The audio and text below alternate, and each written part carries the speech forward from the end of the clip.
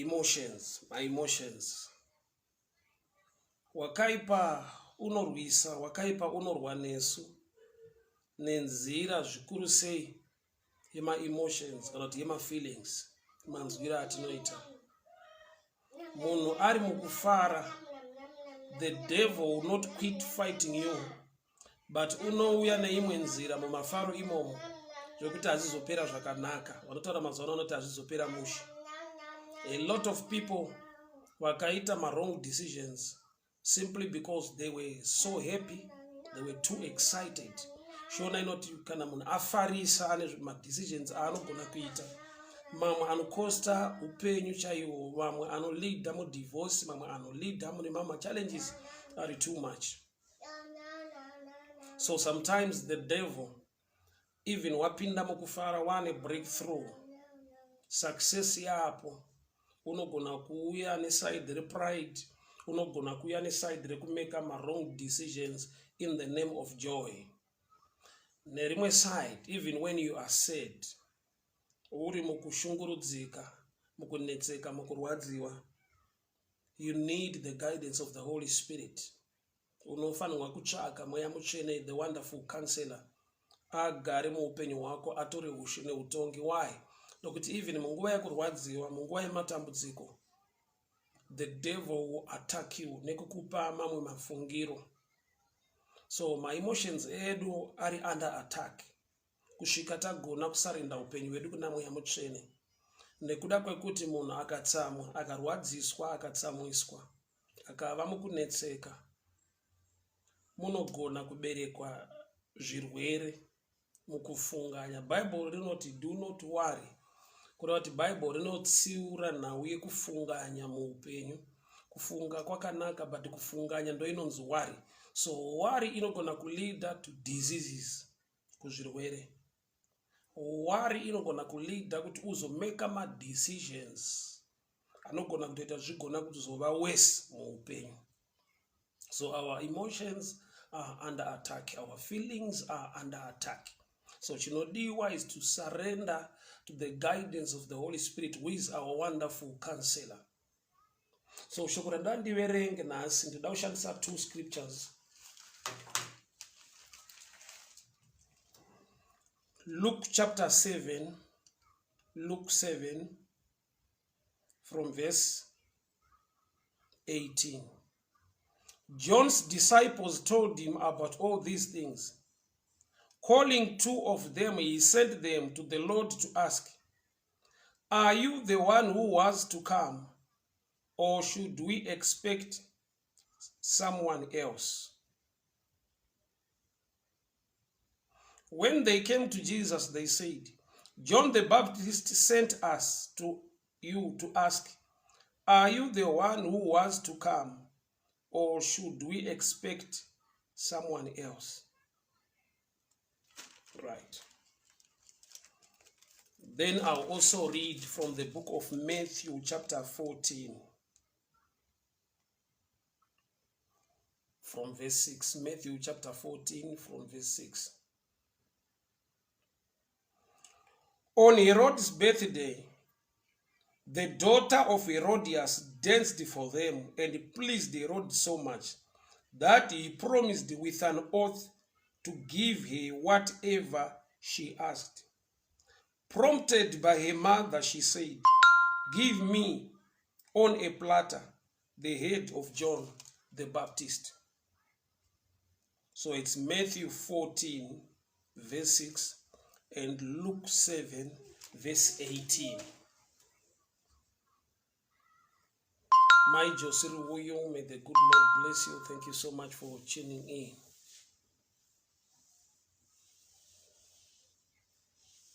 Nyaya dziri mbiri dzandaverenga dzine chekuita nema decisions, dzine chekuita nepfungwa dzakava nevanhu munguva yekufara kana munguva yekufarisa, nezvakaitika mulife yaJohn munguva yekunge asungwa, aiswa in prison, when he was in chains, when he was in pain.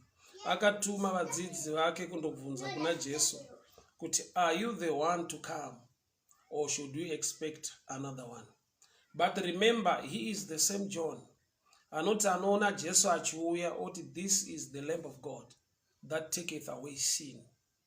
The same John wakabhabhatidza Jesu, denga rikavhurika, akanzwa kutaura kwaMwari pamusoro paKristu, ndiye mwanakomana wangu, my beloved. He is the same John paari in prison now. He is sending people to inquire from Jesus, are you the one, or should we expect another one? So because of pain, nekuda kwemarwadzo nekurwadziwa, John maari makava nekufunganya, nekufunga kuti ko ndiye here Jesu aitaurwa neshoko, kana kuti kune watinofanirwa kumirira. Hazvireve kuti ndidzo pfungwa dzaJohani, but pfungwa idzi dzaberekwa nekuda kwema-challenges, nekuda kwedambudziko raasangana naro.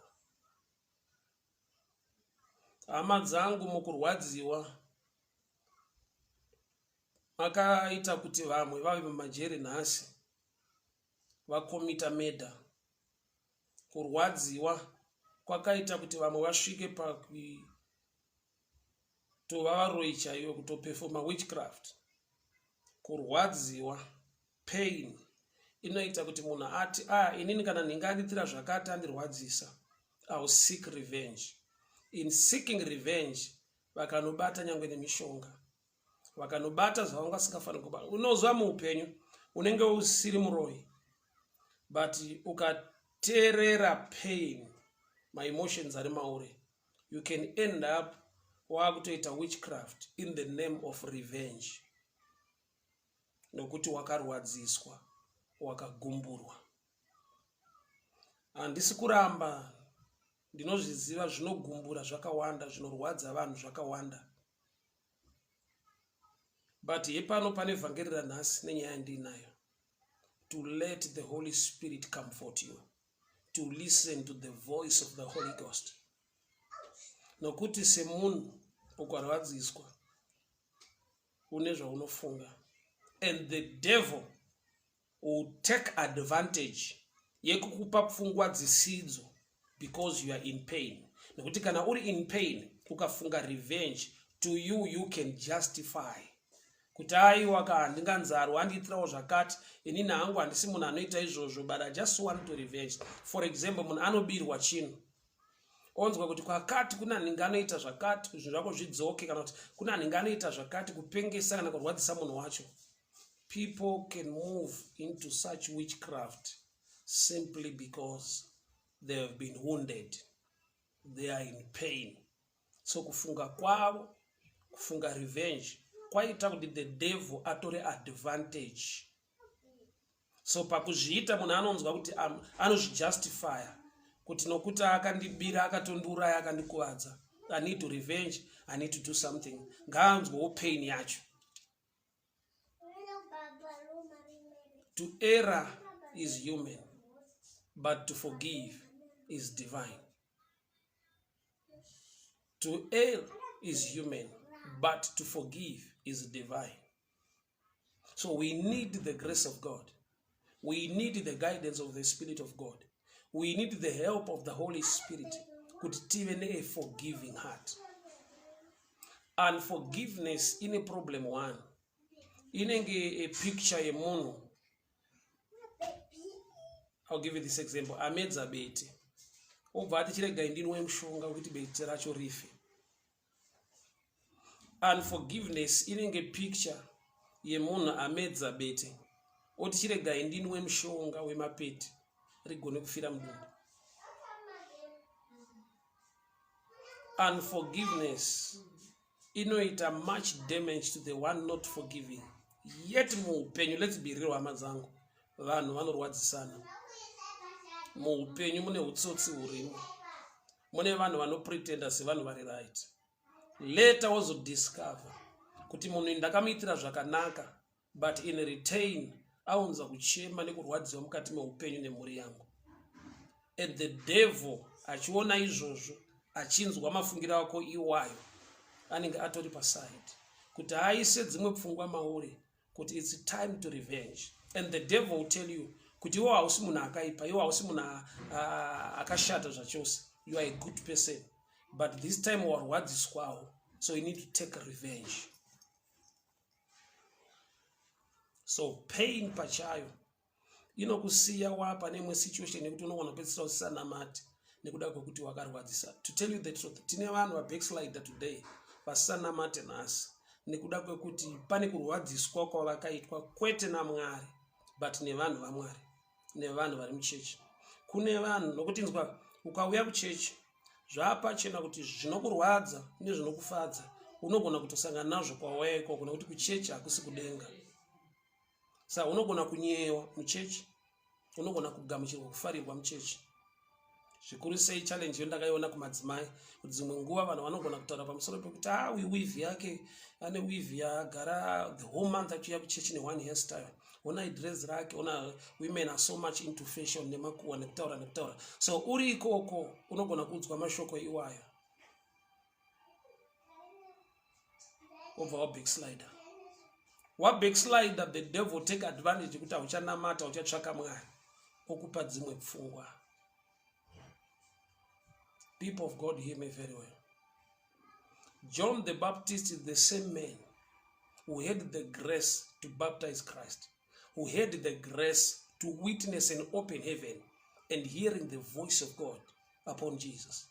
He is the same man ari kunongedzera kuna Jesu kuti iro gwayana rinobvisa zvivi zvenyika. But paakapinda mupain, paakapinda mumarwadzo, asungwa ari in prison, anotuma vadzidzi vake, endai munobvunza kuti ndimi here Ishe kana kuti timirire omwe. Ndo damage yakaitika mulife ya John the Baptist, aita encounter pain. Marwadzo mulife arimo. Whether you go to church or not, your pastor, prophet, muupenyu, marwadzo ariko. At a certain point of time, you will come across zvinorwadza. You come across kurwadziswa. So panenya ndepekuti the devil, he takes advantage yekuona kuti kana wapinda mupain, ane mashoko aanokuudza aunogona kujustifya kuti ini ndiri munhu ari right. What I'm doing now, ndiri kungodawo kuti munhu angofila kuti zvaaita hazvina kunaka. I want to teach him or to teach a lesson. In doing so, unorova zvida munhu mbama, munhu ari kutozvirorera zvake, munhu otofa. You are now in prison. The devil anga akawanda pahasha. Munhu wese anotsamwa, munhu wese anogumbuka, but don't give the devil a chance. Galatians 5 painotaura pamusoro pe-self control. Secret iripo is to surrender to the Holy Spirit, who will guide you and control and help you to handle your emotions.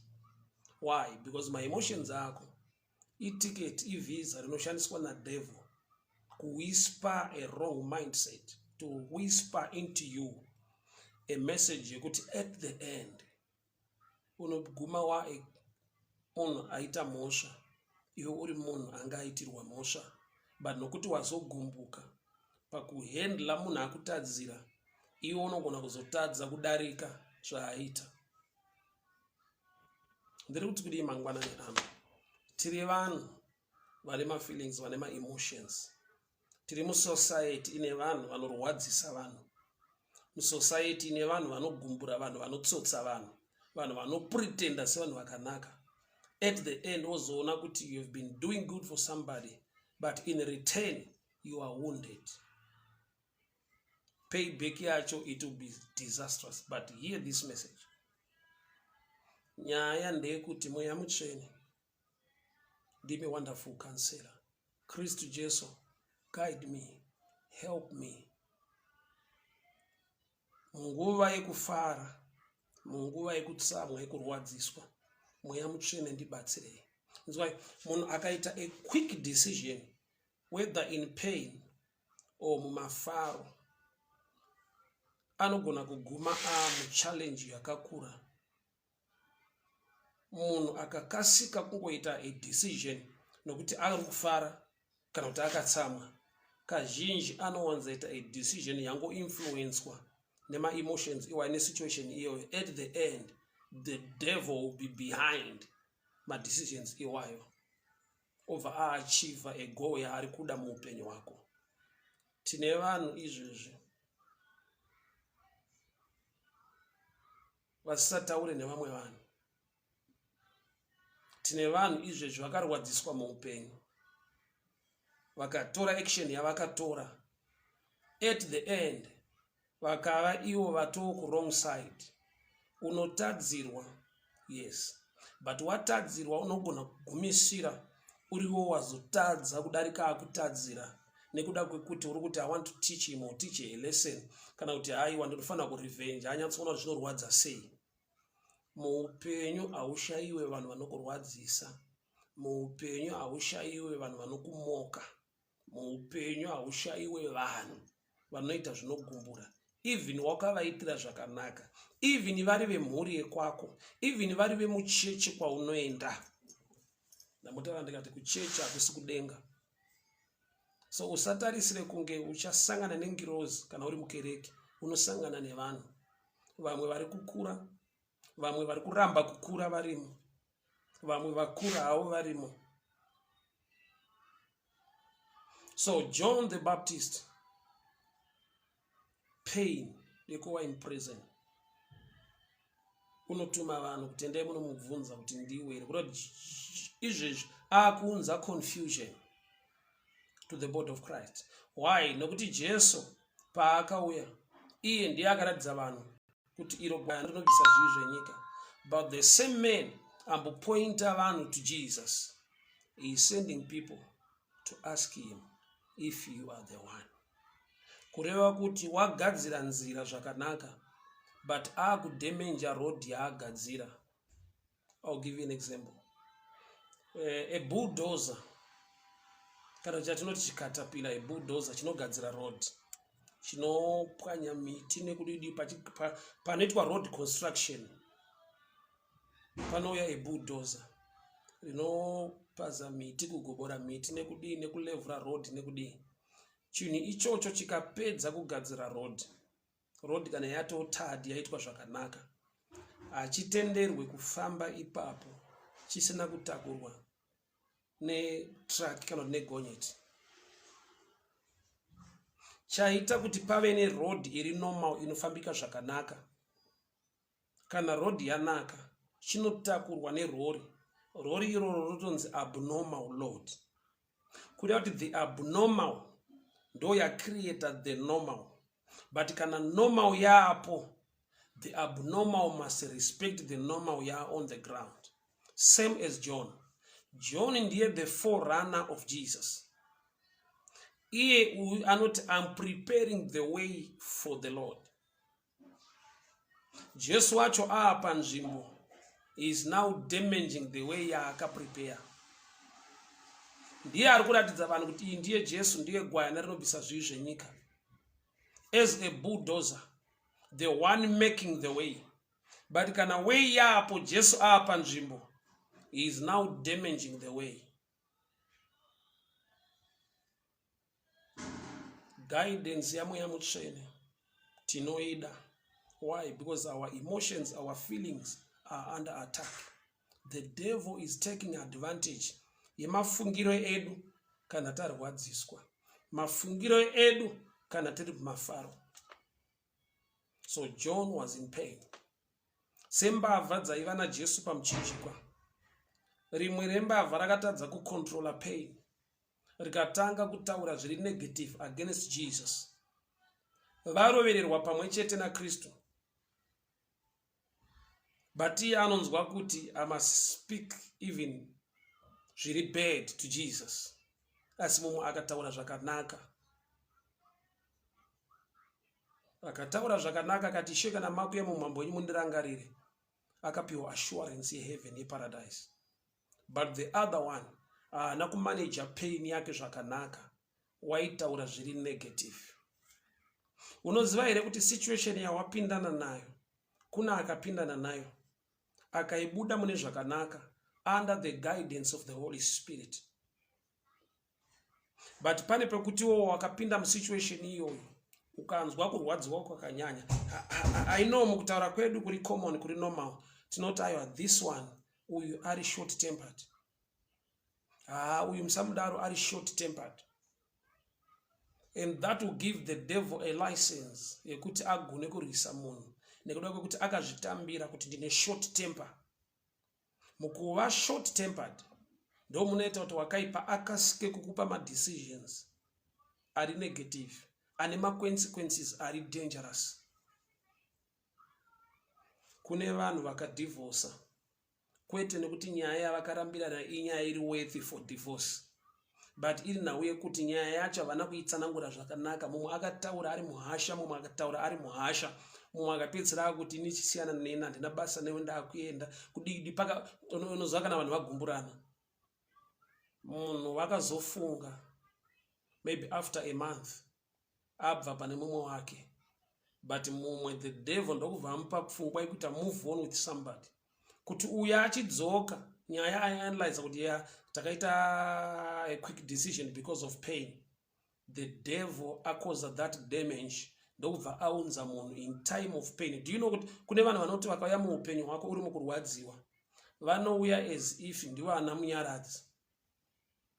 Ini chandinoziva mweya mutsvene ndiye munyaradzi, asi kune vanhu muupenyu ana munya.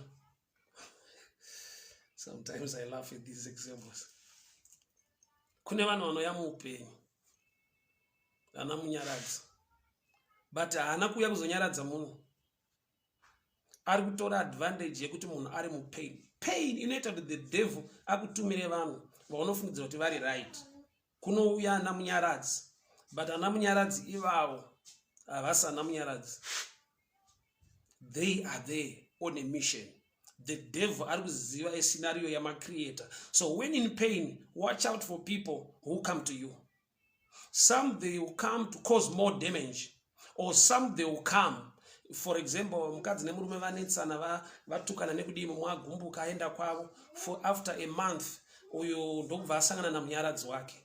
Munyaradzi obva apretenda as if munhu ari right, munhu ada kuroora munhu, munhu ari kunyaradza munhu, but ari a pretender zvake auya kuzokoza much damage kana kuti kuzovhara a gap rekuti ava vatadze kudzokerana vagarisane zvakanaka. The devil can send people vanenge ana munyaradzi, iye asiri munyaradzi, ari marwadzo. Zita racho rinenge rinoida kuti kuraima zvakafanana. Marwadzo namunyaradzi. Marwadzo ese anouya sekunge ndimunyaradzi. The devil achitora advantage yedecision yaunoita kana uri mupain. Nokuti uri mupain, waseparate nemumwe wako, unoti I can move on. Ndina anondida, ndishaya anondida, can move on. Then munyaradzi steps in, but are the agent of the devil to cause more damage. Beware of people who come close to you when you are in pain. Some avasana munyaradzi is the devil anoda kuita further the damage uregere kuita bounce back to the right track. So John, because of pain, he sent a disturbing message to Jesus. Message distract basa. Iye ari the forerunner. Iye ari the voice that cried in the wilderness, preparing the way for the Lord, but is now destroying the way of the Lord because of pain. Muupenyu hama dzangu mune marwadzo. Muupenyu mune vanhu vanorwadzisa vanhu. Muupenyu kune masituations anorwadza atinosangana nawo. Asi munamato wangu ndekuti mweya mutsvene tibatsirei. Mwari tiwanirewo nyasha. Munguva yekurwadziwa, munguva yemarwadzo, munguva yepain, we need your guidance.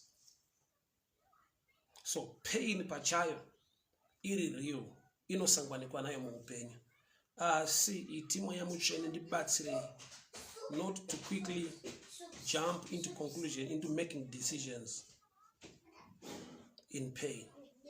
Help me, guide me. Panguva yepain, taurai neni ndidzikamisei ndibatsirei to handle the challenge and the pain. So John the forerunner, the one preparing the way, became a blockage in the way of the Lord simply because he was arrested. He was now in prison.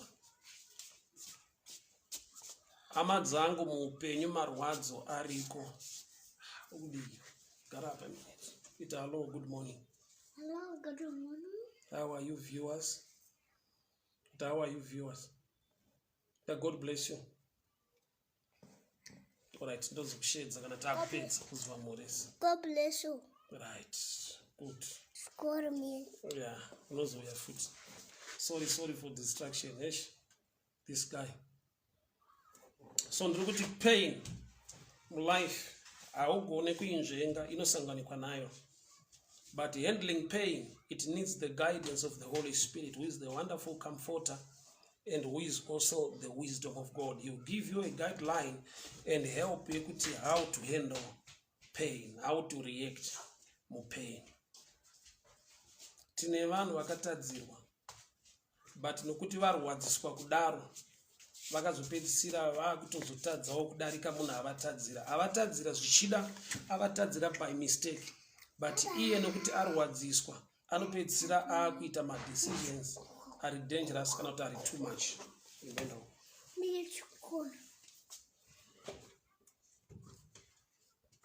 So John made a blunder to distract the way of the Lord. Kuti create a confusion. Nokuti vanhu vakatombofamba nevhangeri kuti John atoconfirma kuti Jesu ndiye mwana waMwari, ndiye Messiah, ndiro gwayana raMwari. Message yazara mucommunity. The same John paari kutuma vadzidzi kunobvunza kuti ndimira kuti mirire umwe, acreate a confusion iri kurwa neinformation yaakaisa mucommunity pekutanga. Ari kuJordan River denga rakavhurika, Mwari vakataura kuti akanzwa kubva kumusoro. Mweya mutsvene akaburuka senjiva pamusoro paJesu, akaona zviri kuitwa naMwari wekumusoro. So number one, John wakataura under the inspiration of the Holy Ghost. Pakava witness yedenga, mweya mutsvene achiuya pamusoro paJesu. But the same John, pane paanga akutaura zvemumusoro make, zvirilate nema emotions ne pain. Kuti ndofunga anga afunga kuti but kana ariye Jesu, ariye mwana waMwari chaiye, andirega sei ndiri musituation yakadai. Kana ariye Kristu Jesu anova Messiah, ari kudii kundiburitsa mujerera ndiri, andisiya ndakadaro sei. Pain yakamupa mafungiro iwayo. Ndofunga mangwana nakadana vadzidzi vake kuti endai munomubvunza, are you the one or should you wait for another? Munhu ari supposed to be a witness to people kuti you are the one. Pamunzwa akukubvunza iwo kuti are you the one, it means or it shows kuti maari mune bitterness, mune pain, mune kurwadziwa. Hama dzangu ukava bitter zvakaoma kuti utaure better words, ukarwadziswa unopedzisira wataura mashoko anorwadza, zvokuti people who surround you can tell kuti language yako, matauro ako nhasi inyaya yekuti une something chiri hidden in you, chiri kukuremera kana kukurwadza. Pain is real, but handling pain, we need the guidance of the Holy Spirit. Augone kuzvinzvenga as long uri panyika uchirarama mucommunity nevanhu, even kuchechi vanhu vanorwadzisa vanhu, musociety vanhu vanorwadzisana, mumafamilies vanhu vanorwadzisana. We need the guidance of the Holy Spirit to handle challenges in the right manner. Otherwise, unoti warwadziswa, wada kuita revenge, unoita more damage than the one akutadzira. Vanhu vanosvika pakuuraya munhu nekuti watadzirwa. Akutadzira wacho haana kukuuraya, but you make a decision nekuti kana watodai watondiuraya, pakumurwisa nekuita zvaunoita munhu obva afa. At the end, ndiyo wakutoita waa more dangerous than the one akutadzira, nokuti my emotions ako, they've been taken by the devil as a passport or as a visa kuti aite accomplish the work. Vanhu vakasvika mukuita divorce, mukuseparata nenyaya dzaigona kutaurika, but wakaipa akanyima that room yekuti vataure paitaurwa mashoko ane kurwadzisana ekutsondorana nekudii. Mumwe achingobva pane mumwe ndokubva aziva kuti zvataita handizvo, but mumwe ndokubva abatwa nepride yekuti handichada kutaura newe. Our emotions are at risk. The devil is taking advantage ema-feelings edu. Munhu ane ma-feelings, munhu ane ma-emotions. But let's surrender the feeling and the emotion part to the hands of the Holy Spirit. Why? Nekuda kwekuti you can become munhu ari more dangerous in society. Watone a title yekunzi munhu ane a short temper, ane a short temper. Mu short temper munomekwa ma-decisions ari quick, ari negative, ari wrong. Aunogona kusaona ipapo, aunogona kuzoregreta later. So pain can drive people to do a lot of things which are more dangerous in life. Vakasaziva kuti munhu wese unosangana nemarwadzo nekurema kweupenyu, but we need the guidance of the Holy Spirit. In the name of revenge, kune vanhu vaita zviri more dangerous than zvavakaitirwa. In the name of revenge, kune vanhu vakabata mishonga vakapinda witchcraft. Kune vanhu vakabackslider vakasanamata in the name of revenge nekuti vakatadzirwa. Ndambotaura ndikati to err is human, but to forgive is divine. So I'll move now to Herod. Herod paiva nebirthday, vanhu vachitamba vachifara. Then the daughter ndokubva atamba zvakanakidza zvikafadza baba. Ndokubva vafara mukufarisa imomo. Ndokubva vati taura zvaunoda ndikuitire if half of my empire I can give you. Pane kutaura kwemunhu akafarisa. Kune vanhu vanotora advantage yekuti kana munhu akafara ndo paunogona kumuudza chinhu, nokuti haaite chinhu semafungiro emazuva ese, but mafaro anogona kuputira decision making nezvaanoita. Saka kune vanhu vanogona kutaimira munhu kana akafara, which means kufara kukashayiwa Mwari mukati kunoguma kwakuikonzera mhosva kana kuita ma-decisions ezvinhu zvaunoregreta muupenyu. Tine vanhu vane vana izvozvo, kwete nekuti vakaronga kuva nevana nemhuri, asi vakaronga kuda kumbonofarawo zvavo. Maybe vakangoti this weekend let's drive out, tiende kana kuleki tonofara tonodii. Variko zvakaitika, somebody came back pregnant. Kufara kwakanaka, but the devil anenge akataimira panofara vanhu kuti mumwe anofarisa omukonzera kumeka a wrong decision, omukonzera kuita zvinhu zvaanogona kureglata for life, but zvakauya through joy. Saka neimwe nguva ndaiti saka uchida vana vanonzi ana mufara, vamwe vanenge vakabva nekuti vakaberekwawo mukufara. Just joking, but uchida ndo panobva munhu. Ukaona munhu anonzi mufaro unongoziva kuti maybe pane kwakafarwa pakazova namufaro. But anyway, what I'm saying is Herod afara. Mukufara ndokubva afarisa. Kufarisa is the act of the devil. Iri kutopa kunonzi kufara.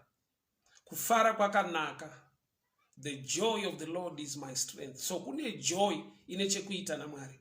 Kogoita joy inotutsirwa kuti munhu ave nekufunga zviri negative ari munguva yekufara. Pane kufara kunonzi kufarisa, kwekuti munhu anopedzera akuita mhosva, akuita ma-decisions ari dangerous, asiri good in society, asiri good for his own life, anodamage even health yake in the name of kufara. I've seen people vachifara, vachitamba, vachiita party nekudii, and you see somebody smoking. So ndakaona imwe party yaitwa, then one of my friends was there. I saw him smoking, ndikazomufonera kuti so you are a smoker? Ndobva ati no. Apa pakaipa painakidza, saka papa nezvameno imwe fodya zvavanoputa zvine matambo, so they call it shisha. Hanzi zvine matambo, saka vanotanzi ine flavor, ine kudii. Saka why were you smoking? So ndo zvaingoita munhu wese papo tatiri pamafaro nekudii. But utano hwenyu vanhu hwakasiyana kudaro. Mumwe akatoputa, maybe you can live long, but iwe nekusaziva kuti wakamirawo sei, wapinda mumafaro, waita mapuzi etufudya eshisha wakoza a damage muupenyu wako waakurwara family haina anochengeta zvakonzerwa nei baba pane pavakambofara maybe zvichidependa kuti hatinoti mukufara kuita sei nekuti ndakaona kuti society yedu as Africans yakaconfusa kufara nekudhakwa. Unotonzwa munhu akadhakwa achiti tanga taenda kumafaro. Yetu zviviri zvitone mazita akasiyana. Being drunk and being happy zviri different. Ukakonzwa mazwi asiyana zvotoreva kuti zvinotoreva zvakasiyana. Kufara nekudhakwa zvakasiyana. Kunwa doro nekufara zvakasiyana. But kune vanhu vanoconfusa kudhakwa nekufara. Unotonzwa kuti taifara. Iko kufara kwakanaka. But the devil anenge akamira paside achitaimira vari kufara. The same devil anomira futi paside achitaimira vakatsamwa vakagumbuka kuti mission yake iwe accomplished. Anoda kutora advantage yenguva yesituation yawapindana nayo yawasangana nayo. Munhu anogona kuti akarwara, kurwara chaiko physically, kurwara panyama, kurwara zvinhu zvakaipisisa, anoita imwe pfungwa isiriyo kuti I would rather die than to trouble people. Hazvirevo kuti munhu anoda rufu, but pain yemarwadzo yamusvitsa pakuva ne a wrong decision kuti dai ndafa ndazorora. I remember when I was sick 2006 pandairwara. Mama vangu vakauya kwandiri ndichitaura navo, vakauya vachiti mwanangu chekudya hapana, so tangoti ndozviripo idyawo izvi. Ndikataura ndaifunidza kuti ndiri kuzvikuva hambo kana kutaura kwakanaka. Kuti aiwa mama musanetseke henyu, anything hako muchanetsekere henyu, zviri nani kana ndifangu ndizorore ndanyanya kukunetsai. Vakati aiwa mwanangu uchararama, don't worry. Ndainzwa sekunge ndiri kuita justice to people who were surrounding me pandairwara, pandaivati kufa kuri nani, regai ndizorore, matambudzika neni. Hazvireve kuti handidi life, hazviri kuti ndisingadi to bounce back, but mandiri manga mane madecisions ari kubva pakuti ndarwara nguva refu, ndaane pain. So pain yekurwara nemarwadzo enguva refu anoita kuti munhu ave suicidal, ave nepfungwa yekuzviuraya, kana kuti pfungwa ingoti dai ndafa.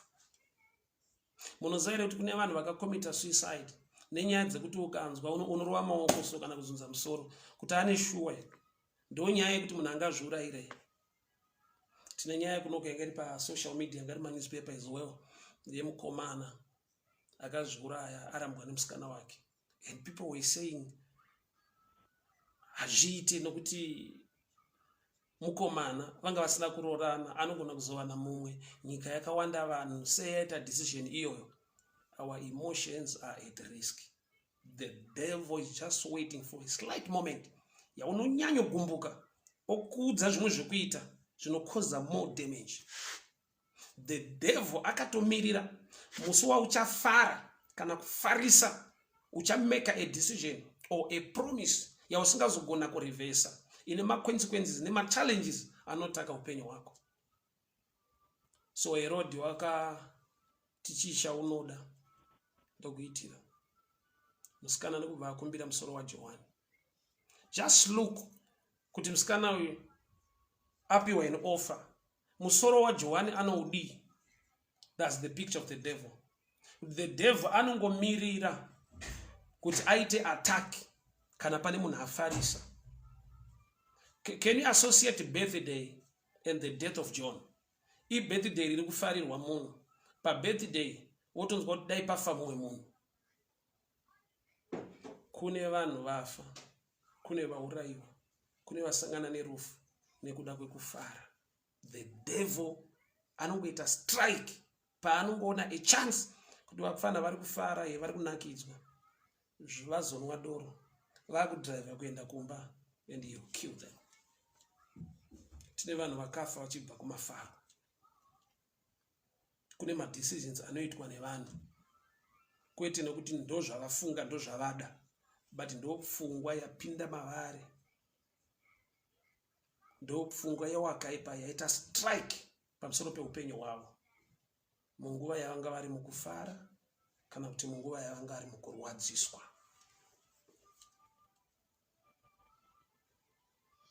Bukuro Brighton, God bless you. A good morning to you. Olinda Mkarati, you're welcome. God bless you.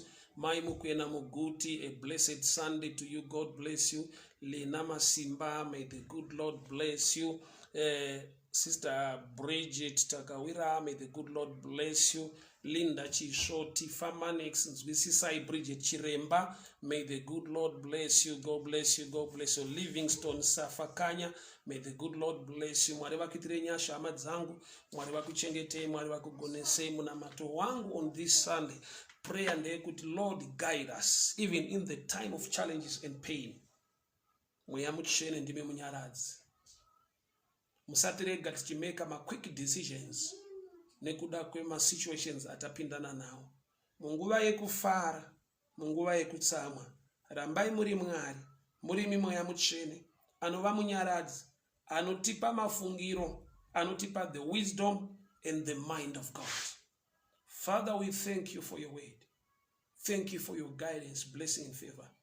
In Jesus' mighty name I pray. Amen and amen. So happy to see you, people of God. Ndafara kukona on this Sunday. Uve munamato wedu misine nguva. Nokuti nguva idzodzo muupenyu dzinosanganikwa nadzo. Nguva yekufara, nguva yekutsamwa, yekurwadziswa, yekugumburwa. Bible wrote there is time for everything. But may the Holy Spirit guide us, help us in those times. Why? Nokuti ukarwadziswa, you become bitter. Ukava bitter, ukashaya nyangwe ni mweya wekuregerera. Bitterness iyoyo ino zvainobereka mauri. Ine mashoko ainokuudza kuti taura. Inokupa a way to handle other people. At the end, unogona kutaura mashoko asina kunaka kumunhu atumwa naMwari muupenyu wako on a good note to help you. But nekuda kwekuti wanga ungori bitterness ikaita take over, ukaluza a blessing that was coming your way. I remember one day I was driving in town. So kuna wamwe mama vakandikata nemota yavo. Ndakarwadziwa. Ndakaita my emergency brake ndikarwadziwa ndiko munhu anodriver sei. Ndada kusumudza muromo kuti nditi koindava. Ivo vakanditarisa ndokubva vandiziva. Ndobva vati munhu waMwari sorry henyu. Makadi henyu baba. Ndakanzwa mandiri chirelief chakangouya ka1 kuti Mwari maita henyu kuti munhu atange kutaura neni uye akasike kundiziva. Why? Because zvanga zvabata muupenyu hwangu panguva iyoyo. Handizive kuti vaizondihandla sei. Unoziva here kuti unogona kutadzisa vanhu kunamata nenyaya dzisina nebasa rese, nyaya diki chaidzo, nekuda kwekuti une matauriro awo akaita anga asingatarisire kuti utaure nenzira iyoyo, even mukurwadziswa, maybe for the sake yerespect yaanopa kwauri. God saved me on that day. We need the Holy Spirit to guide us, to be slow to anger, to help us handle my situations anosanganikwa nawo. There is time for everything. But may the Holy Spirit be in charge every time. Paunosangana situation iyoyo. Pane kufarisa kwekuti munhu anogona kupromisa vanhu zvinhu. Afara, anakidzwa. Anopa ma-fake promises. Zvichida vanhu vanogona kutozotravela vachienda kwaari kuti wakati kunoku kune zvakati tauya. Vanhu vanosvika zvichida pakutotengesa mombe. Kugadzira mapepa ake. Kutevera mumwe munhu zvichida ari Cape Town ari South Africa. Anzouya kuno mabasa ariko zvinhu hazvinetse, but munhu akataura izvi auya paholiday. Anwa, adhakwa zvake. Zvimwe akataura afarisa vanhu vari kuita brai vari kugocha vari kufara. Iye ndo pakangoti kwedu kuti tori boss chingouya ibedza. Vanhu vosara vachitengesa mombe nembudzi. Votevera munhu Joburg, votevera munhu Cape Town. Wotozona takafambira mahara kuna chabuda. Munopedzera a criminal nokuti anenge asina pekusvikira zvidadzimirwa foni. Munopedzera upenyu hwake hwamumajeri. Kwatangira nyaya kuna akafarisa akapa ma-fake promises, zvinhu zvaasingagone kuendela muupenyu. Mwari vatibatsire, nekuti naizvozvo vanhu vanogona kupinda muwanano yekuti kuna akagona kunyepa. Ishona yandinoziva inoti rume risinganyepi harirori, but dai mweya mutsvene atibatsira, kurorwa nemanyepo kwakaoma, nokuti kurarama upenyu hwekuregreta nguva dzese kunoita kuti uzoita madecisions asiwo. Mweya mutsvene anotipa the gift yekudisena, abatsire nyangwe nevanasikana vedu. Kune kutaura kunobva muvanhu kwema-fake promises, zvabva mukufarisa, kana kuti afarira musikana zvakanyanya, afara otaura nezvisipo nezvaasingagone kuita. At the end morarama life yekuregreta. Mwari vatibatsire, Mwari vatichengete, Mwari vatigonese. Hama dzangu, chimwe nechimwe chine nguva yacho, but panguva dzese idzodzo mweya mutsvene ave mubatsiri, anogona kutidzora, anotisimbisa, anotipa mazano, anotipa uchenjeri, anotipa the way to handle my challenges. Why? Because challenges are real. As long as uri panyika uchirarama, you will come across such. Usakasika kumeka decision usina kutsvaga the wisdom of the Holy Spirit and the guidance of the Holy Spirit. Warwadziswa, uri pakufara kwakanyanya, Mwari ngaanamatwe.